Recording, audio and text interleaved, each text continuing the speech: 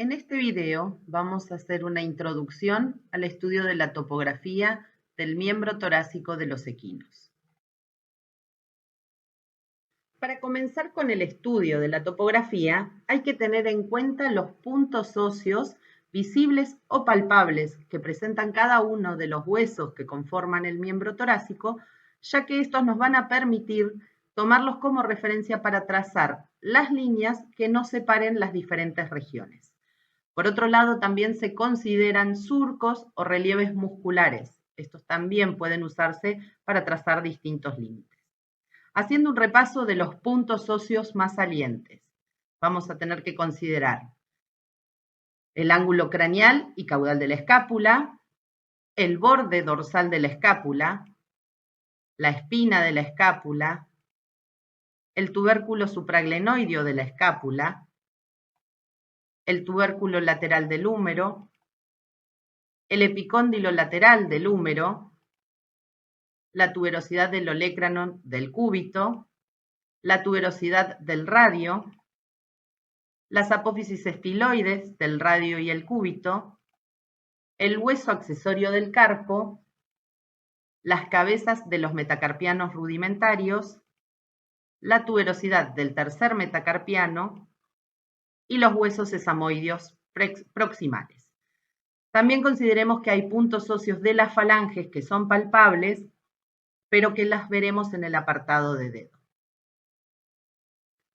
Cuando empezamos a describir una región topográfica, lo primero que debemos hacer es trazar los límites de la región, teniendo siempre en cuenta los puntos óseos visibles o palpables de esa región y considerando también los surcos o relieves musculares que puedan presentarse. Luego hablamos de los planos anatómicos. En este apartado vamos a hablar de los planos anatómicos generales que comparten todas las regiones topográficas del miembro torácico, pero hay que tener en cuenta de que cada una de las regiones tienen su descripción particular. En principio hablamos de la piel y el subcutáneo. La piel puede presentar diferente espesor de acuerdo a la región que estemos describiendo y el subcutáneo puede ser denso o laxo acompañando a esta misma. Luego se habla de la fascia superficial y profunda. La que amerita mayor descripción es la fascia profunda, ya que presenta diferentes características de acuerdo a la región que estemos describiendo. Algo a tener en cuenta es que en el caso de los equinos, a nivel de la región homobraquial, aparece entre las dos fascias el músculo cutáneo. No es así en el caso de los carnívoros. Luego hablamos de los vasos y los nervios superficiales. Con respecto a los nervios superficiales se hace referencia a la inervación cutánea de cada una de las regiones y de los vasos superficiales el más importante a describir es la vena cefálica y cefálica accesoria del antebrazo, de la región del antebrazo. Luego hablamos de los músculos y los tendones. Y hay que considerar que en relación a los tendones aparecen bolsas sinoviales o vainas sinoviales subtendinosas que ameritan también su descripción por la importancia que presentan en los miembros del equino. Luego hablamos de los vasos profundos, haciendo referencia tanto a arterias como venas que irrigan a los músculos. Y por último, el drenaje linfático de cada una de las regiones. ¿Cuáles son los límites del miembro torácico? Es decir, aquellos que nos permiten separar el miembro torácico tanto del cuello como del tórax. El primer límite que se describe es el límite craneal, que corresponde a un surco que deja el relieve de un músculo entre el cuello y el miembro torácico. A ese surco se le denomina surco subclavio, ya que el relieve lo produce este mismo músculo. Este límite nos permite separar, como se mencionó, el miembro torácico del cuello. El límite dorsal se corresponde al borde dorsal del cartílago de la escápula. El límite caudal se traza desde el ángulo caudal de la escápula hasta la tuberosidad del olecranon y corresponde a otro relieve muscular dado por el músculo tríceps y se denomina línea tricipital. El límite medial se traza una línea imaginaria que va desde la tuberosidad del olecranon hasta el surco delta pectoral. Este límite se da por medial y atraviesa un pliegue poco marcado en los equinos que se denomina pliegue axilar. La primera región del miembro torácico es la región homobraquial. Esta corresponde a varias regiones que son todas aquellas que están en relación al tronco. Por lo tanto, la exploración de dichas regiones se limita a las partes laterales y en algunos casos a las craneales.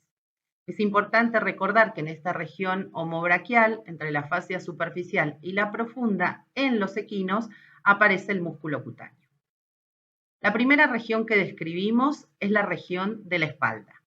Esta tiene como base ósea la escápula y sus límites son dorsalmente el borde dorsal del cartílago de la escápula, cranealmente el surco subclavio, que es el descrito anteriormente para separar el miembro torácico del cuello, caudalmente una línea trazada desde el ángulo caudal de la escápula al tubérculo lateral del húmero y distalmente una línea o plano horizontal a la altura del tubérculo supraglenoideo de la escápula.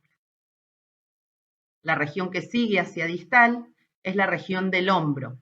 Esta región tiene como límite proximal el plano horizontal que pasa por el tubérculo supraglenoideo y un plano distal que pasa por el tubérculo lateral del húmero.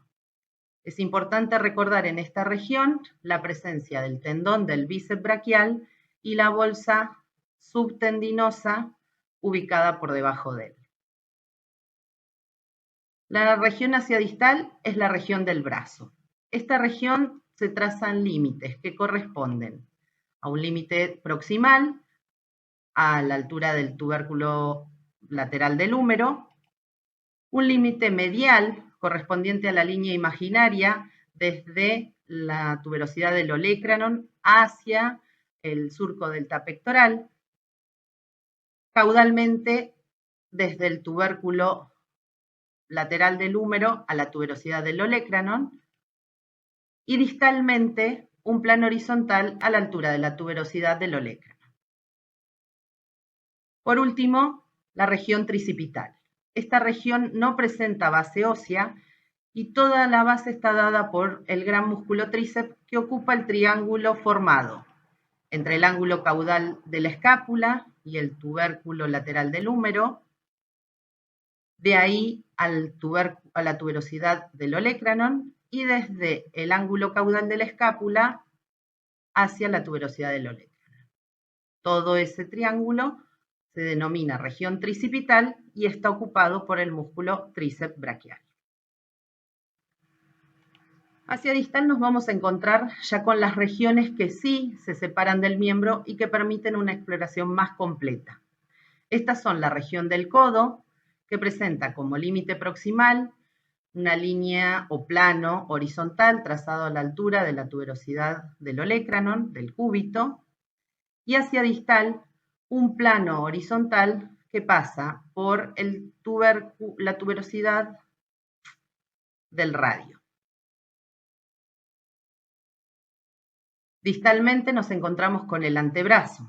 El antebrazo es una región que tiene como límite proximal la misma línea trazada anteriormente, un plano horizontal a la altura de la tuberosidad del radio, y distalmente un plano horizontal que pasa o bien por el hueso accesorio del carpo o por las apófisis estiloides del radio y el cúbito.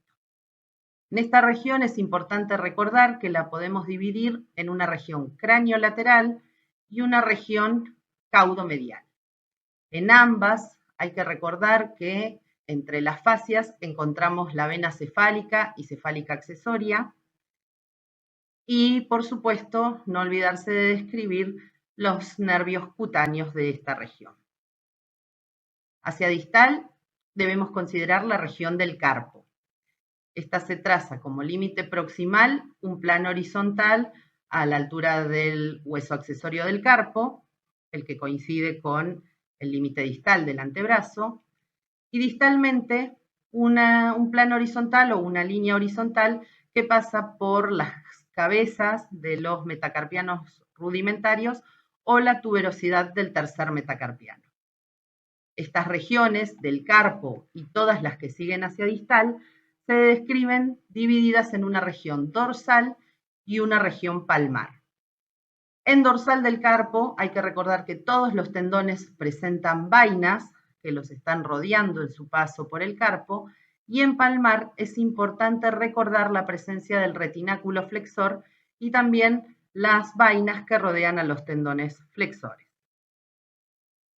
Por último, la región de la caña, que tiene como límite proximal un plano horizontal o una línea que pasa por las cabezas de los metacarpianos rudimentarios o la tuberosidad del tercer metacarpiano, y un límite distal que pasa por el vértice de los sesamoidianos proximales.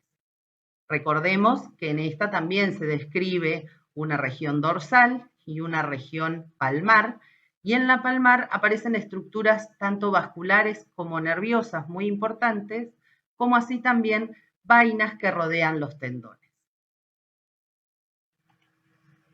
Luego siguen las regiones del dedo, y estas regiones no las vamos a estudiar en detalle en este punto, sino que las vamos a dejar para el práctico correspondiente. Pero para mencionarlas, tenemos la región del nudo, que presenta como límite proximal una línea horizontal que pasa por el vértice de los sesamoides proximales, y un límite distal que pasa por las eminencias ligamentosas proximales de la falange proximal.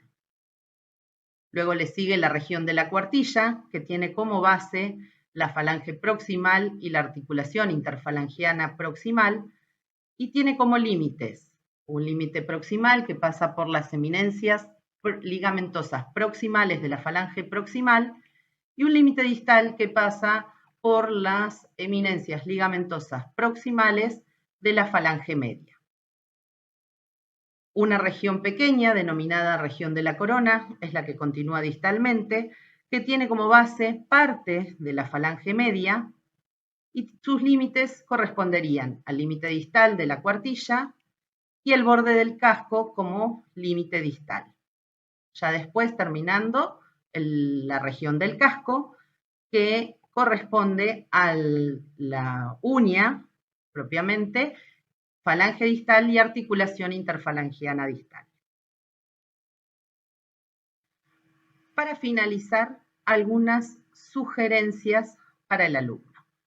Una de ellas es que tiene que tener en cuenta que deben conocerse las diferentes particularidades de los tendones, conocerse las vainas, conocer la ubicación de las bolsas subtendinosas y luego recordar que los planos deben tratar de describirse de manera prolija. La segunda sugerencia, y creo que la más importante, es que ayuda mucho para el estudio de la topografía realizar los dibujos de los cortes transversales. No copiarlos, sino dibujarlos uno a medida que va haciendo la lectura del tema. Con esto daríamos por finalizada esta introducción al estudio de la topografía del miembro torácico del equino. Así que los saludo, muchas gracias por la atención y nos vemos la próxima.